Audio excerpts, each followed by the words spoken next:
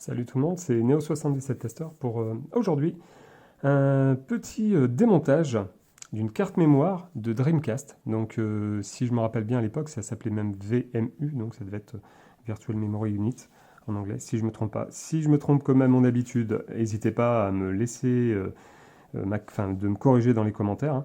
Mais normalement je crois que c'est ça. Voilà, j'avais un ami à moi qui avait une Dreamcast, et j'aimais bien cette console. À l'époque elle coûtait excessivement cher, et il n'y avait pas tant de jeux que ça au début, ça en est venu un petit peu plus par la suite. Je ne sais pas après si elle a vraiment eu autant de succès qu'on va dire qu'une certaine PlayStation 1. Mais voilà, je voulais faire un petit démontage parce qu'en fait, il y a des choses que j'aimerais faire dessus. Comme vous pouvez le constater, la carte, elle est carrément jaunie, à part derrière, un petit peu, enfin un petit peu moins, mais autrement, là, beaucoup d'endroits, elle est jaunie. Elle marche. Bon, alors après, je pense que les piles sont mortes. Euh, Ça, c'est sûr, les piles doivent être mortes. Mais voilà, j'aimerais démonter pour voir ce que ça a dans le ventre, si c'est facile à démonter, à réparer au cas où. J'en ai deux, trois de côté que j'ai eu lors d'un achat, ouais, d'un achat. Donc, on va passer au démontage. Je pense pas que ça soit super compliqué. On va voir ça tout de suite en direct et on va. Allez, c'est parti. On va prendre un petit tournevis. Donc ici, on va déjà enlever des piles parce que un petit vis. Je pense que voilà, normalement. Tac. Donc une petite vis. Toc, ok. Donc le petit capot, les vis, enfin les vis, les piles. D'accord. Déjà, il y en a deux. Je savais même pas qu'il y en avait deux. Donc, qu'est-ce que c'est comme type de pile? Ce sont des CR2032 en 3 volts. Voilà, donc c'est des CR2032, on va les mettre de côté. Tac, tac, tac. Donc on voit que c'est pas oxydé, hein, si vous voyez bien. Hein, je pense que ça a dû être entreposé quand même dans un endroit sec, enfin j'espère. On va continuer pour voir si... Alors par contre, le tournevis, je crois, je suis pas sûr que ça soit le... Je suis pas sûr que ça soit le meilleur des tournevis là, que j'ai. Je vais essayer de récupérer mon autre tournevis avec un autre embout. Euh, alors un cruciforme comme ça, je pense. Non, ça, c'est pas ça. Est-ce que ça serait un peu plus ça? Je vais essayer avec celui-là. Ça bouge. Donc, quand vous choisissez un cruciforme, vu qu'il y a plusieurs types, insérez-le avant et regardez. Enfin, je ne suis pas expert en la matière non plus, mais s'il bouge, c'est qu'il peut faire foirer la vis. Donc il vaut mieux qu'il soit bien. Là, il est trop gros. Il vaut mieux qu'il soit bien mis en place. Hop, donc ça devrait être celui-là, je pense. Normalement, là, ça va être bon. Voilà, celui-là, il ne bouge pas. Donc comme ça, vous aurez plus de force, voilà, pour enlever les vis. Une. Alors déjà, on a de la chance, hein, c'est du cruciforme tout simple, tout bête. Déjà de une. Hop, voilà. De deux.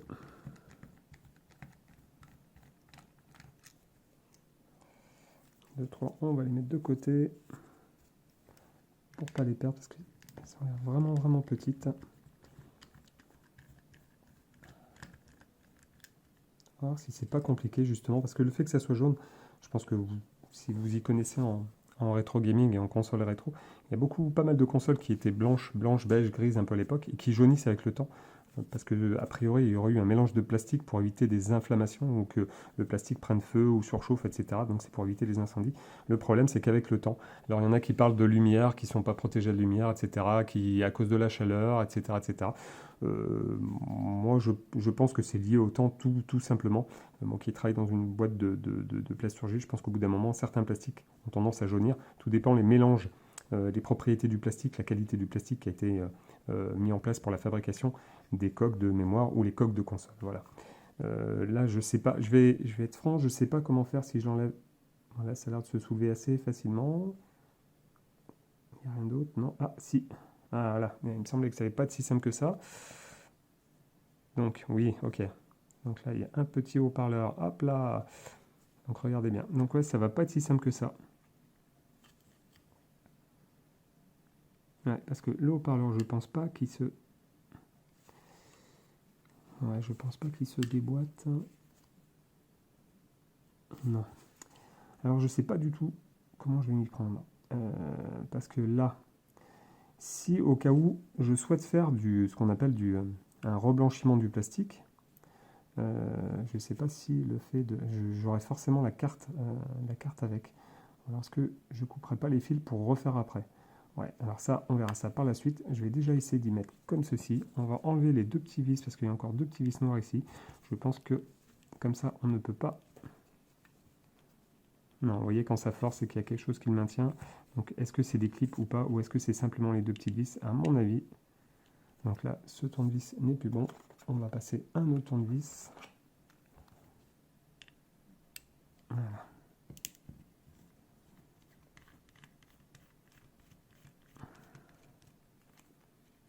Donc, je vous avouerai que c'est la première fois que je fais ça en vidéo. Tac. Donc ça, c'est par rapport à la pile. Voilà.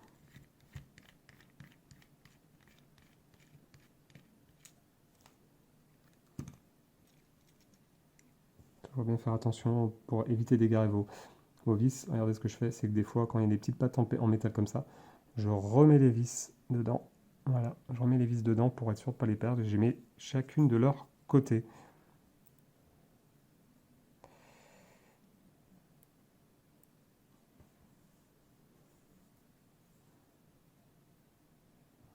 Après, pour le remontage, on va essayer de voir. Voilà. Il me semblait que là, ça allait être un peu plus simple.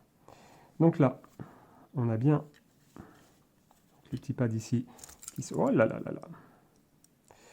Donc là, ce n'est point grave. Il y a une petite patte qui est partie, je ne sais pas d'où. Donc on va enlever ça.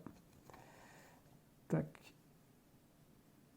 Ouais, je pense que, à mon avis, ça doit être... Je pense que ça doit être ça. Donc on va y mettre de côté pour l'instant. Voilà. Donc voilà une carte Dreamcast, une carte mémoire, donc une VMU, hein, si je ne m'abuse, qui est démontée. C'est vraiment pas compliqué à démonter. Juste cette petite pièce que je ne sais pas à quoi elle correspond en fait.